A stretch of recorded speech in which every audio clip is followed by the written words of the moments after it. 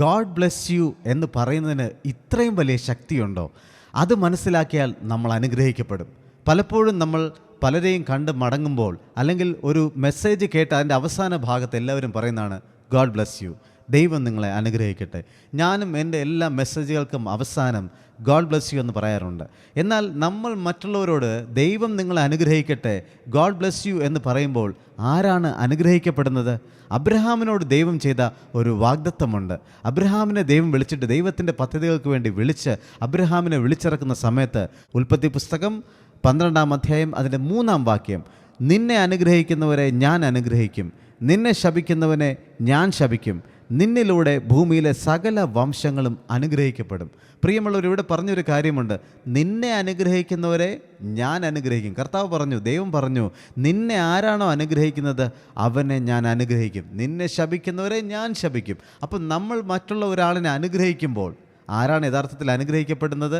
നമ്മളാണ് അനുഗ്രഹിക്കപ്പെടുന്നത്. ദൈവത്തിൻ്റെ മക്കളെ ആരാണോ അനുഗ്രഹിക്കുന്നത് അവരനുഗ്രഹിക്കപ്പെടുവാണ്. ഞാനും ഈ മെസ്സേജിൻ്റെ അവസാനം ഗോഡ് ബ്ലെസ് യു എന്ന് പറയുമ്പോൾ യഥാർത്ഥത്തിൽ അനുഗ്രഹിക്കപ്പെടുന്നത് ഞാനാണ്. നിങ്ങളും തിരിച്ച് ഗോഡ് ബ്ലെസ് യു, പലരും കമൻറ്റിലൂടെയൊക്കെ ഗോഡ് ബ്ലെസ് യു പറയാറുണ്ട്. അപ്പോൾ നിങ്ങളും തിരിച്ച് അനുഗ്രഹിക്കപ്പെടുന്നു. അപ്പോൾ അതുകൊണ്ട് ദൈവമക്കൾ പരസ്പരം കാണുമ്പോഴും പിരിയുമ്പോഴും പറയേണ്ട ഒരു കാര്യമാണ് ഗോഡ് ബ്ലെസ് യു. ആ ഗോഡ് ബ്ലെസ് യുവിന് അത്രയും വലിയൊരു ശക്തിയുണ്ട്. കാരണം ദൈവത്തിൻ്റെ മക്കൾ പരസ്പരം കാണുമ്പോൾ, ഒരാൾ മറ്റുള്ളവനെ അനുഗ്രഹിക്കുമ്പോൾ ദൈവം പറയുന്ന ആളിനെ അനുഗ്രഹിക്കുന്നു. തിരിച്ച് അവരും ഇത് തിരിച്ചു പറയുമ്പോൾ ദൈവം അവരെയും അനുഗ്രഹിക്കുന്നു. ഇനി തിരിച്ചാണെങ്കിലോ, കണ്ടുമുട്ടുമ്പോൾ ആരാണോ നമ്മളെ ശപിക്കുന്നത് അവർ ശപിക്കപ്പെടും.